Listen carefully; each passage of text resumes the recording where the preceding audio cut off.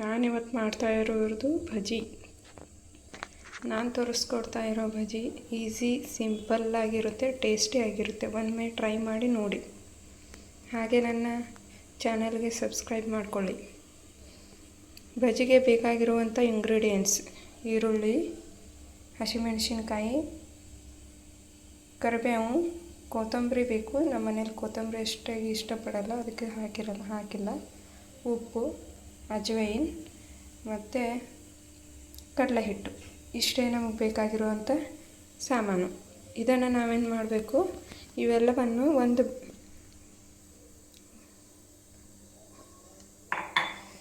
ಬೋಗಣಿಗೆ transfer ಮಾಡಿಕೊಳ್ಳಬೇಕು. ಅಂದರೆ ಈರುಳ್ಳಿ, ಹಸಿಮೆಣಸಿನ್ಕಾಯಿ ಮತ್ತು ಕರಿಬೇವು.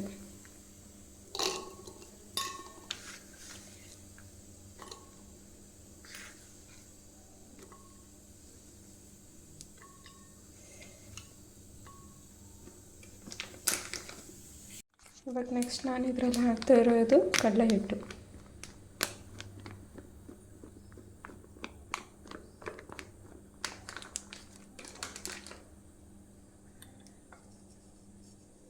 ರುಚಿಗೆ ಎಷ್ಟು ಬೇಕು ನೋಡಿ ಅಷ್ಟು ಉಪ್ಪನ್ನು ಹಾಕ್ಕೊಳ್ಳಿ.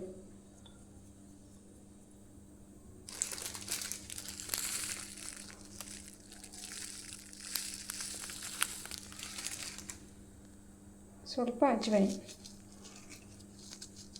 ಕ್ರಷ್ ಮಾಡ್ಕೊಂಡು ಹಾಕ್ಕೋಬೇಕು. ಇದೆಲ್ಲ ಹಾಕಿದ ನಂತರ ಸ್ವಲ್ಪ ನೀರು ಹಾಕಿ ಇದನ್ನು ಮಿಕ್ಸ್ ಮಾಡಿಕೊಳ್ಬೇಕು. ಇವಾಗ ನೋಡಿ ನಾನು ಇದರಲ್ಲಿ ನೀರನ್ನು ಹಾಕಿಕೊಂಡು ಮಿಕ್ಸ್ ಮಾಡ್ಕೊಳ್ತಾ ಹೋಗ್ತೇನೆ.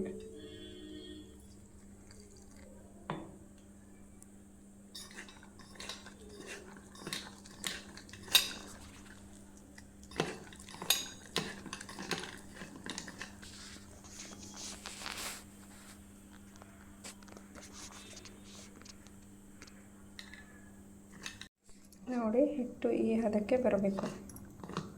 ಅಂದರೆ ಇನ್ಸ್ಟಂಟಾಗಿ ಮಾಡ್ಕೊಳ್ಬೇಕಾದ್ರೆ ಸ್ವಲ್ಪ ತೆಳುವಾಗಿಯೇ ಇರಬೇಕು, ಅಂದರೆ ಬಜ್ಜಿ ಚೆನ್ನಾಗಿ ಬರುತ್ತೆ.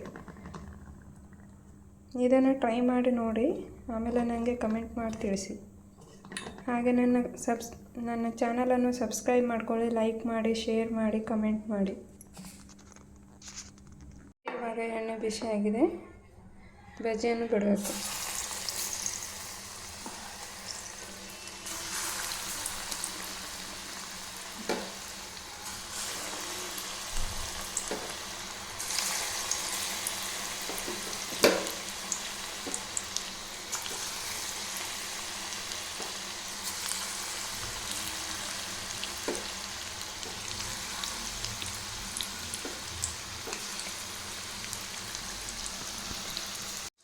ನೋಡ್ರಿ, ಈ ಥರ ಕೆಂಪಗಾದ್ಮೇಲೆ ಬಜ್ಜಿಯನ್ನು ಒಂದೊಂದಾಗಿ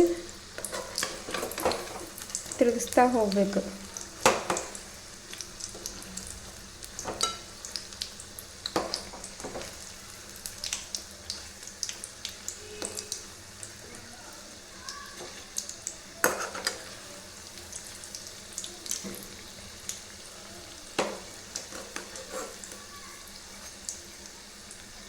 ನಾನು ಹೇಳ್ಕೊಟ್ಟಿರೋ ಹಾಗೆ ನೀವು ಮಾಡಿ, ಎಷ್ಟು ಚೆನ್ನಾಗಿರುತ್ತೆ. ಸ್ವಲ್ಪ ಇಂಗ್ರೀಡಿಯೆಂಟ್ಸಿಂದ ಟೇಸ್ಟಿಯಾದ ಬಜ್ಜಿ. ನೀವು ಮನೆಯಲ್ಲೇ ದಿನಾಲೂ ಮಾಡಿ ತಿಂತೀರಾ, ಅಷ್ಟು ಟೇಸ್ಟಿಯಾಗಿರುತ್ತೆ ಇದು. ಒಂದೇ ಒಂದು ಸಲ ಮಾಡಿ ನೋಡಿ. ನನ್ನ ಚಾನಲನ್ನು ಸಬ್ಸ್ಕ್ರೈಬ್ ಮಾಡ್ಕೊಳ್ಳಿ. ಒಮ್ಮೆ ಟ್ರೈ ಮಾಡಿ ನೋಡಿ, ಆಮೇಲೆ ನಿಮಗೆ ಗೊತ್ತಾಗುತ್ತೆ ಯಾವ ರೀತಿ ಬಂದಿದೆ ಬಜ್ಜಿ ಅಂತ. ಸೂಪರ್ ಟೇಸ್ಟಿ ಬಜ್ಜಿ. ನಮ್ಮ ಬಜ್ಜಿ ರೆಡಿ ಆಗ್ತಾಯಿದೆ.